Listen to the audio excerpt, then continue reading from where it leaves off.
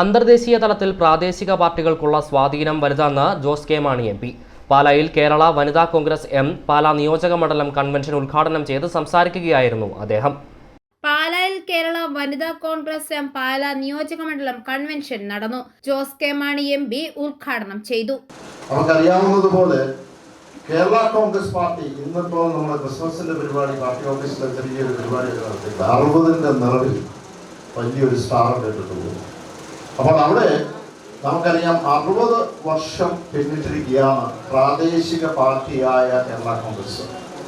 ഞാൻ അതിൻ്റെ വില നമുക്കറിയണമെന്നുണ്ടെങ്കിൽ തീർച്ചയായും ഞാൻ ഡൽഹിയിൽ പോകുമ്പോൾ അവിടെ നമ്മുടെ ദേശീയ പാർട്ടികളല്ല പ്രാദേശിക പാർട്ടികൾ വളരെയധികമാണ്. ദേശീയ പാർട്ടികളുടെ ഇപ്പോൾ കോൺഗ്രസ് ഉണ്ടാകും, അതോടൊപ്പം തന്നെ നമ്മുടെ BJP ഉണ്ട്, അതുകൂടാതെ നമ്മുടെ CPM കാണും, CPI കാണും. ഇതൊക്കെ 1, 4, 5 ദേശീയ പാർട്ടികൾ ഒഴികെ ബാക്കി മുഴുവൻ പ്രാദേശിക പാർട്ടികളാണ്. ഇപ്പൊ TMC എടുത്താലും തെലുങ്കുദേശം എടുത്താലും അതുപോലെ തന്നെ DMK എടുത്താലും ADMK എടുത്താലും ഇങ്ങനെ അതുപോലെ തന്നെ ശിവസേന എടുത്താലും ഇതൊക്കെ പ്രാദേശിക പാർട്ടികളാണ്.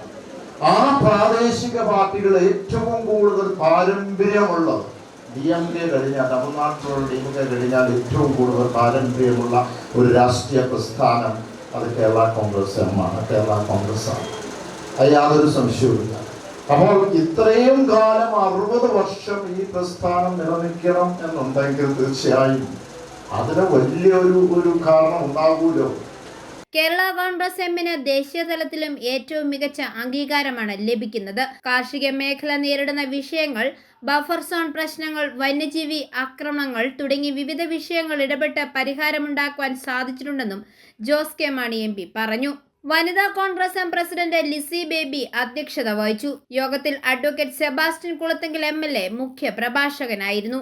Leena Sunny Purayidam, professor Lopez Mathew, Pennamma Joseph, advocate Jose Tom, Baby Uzhuthuval, Shaju V Thuruthan, Jiji Thampi തുടങ്ങിയവർ ചടങ്ങിൽ പങ്കെടുത്ത് സംസാരിച്ചു. ഐഫോറിയ ന്യൂസ്, പാലാ.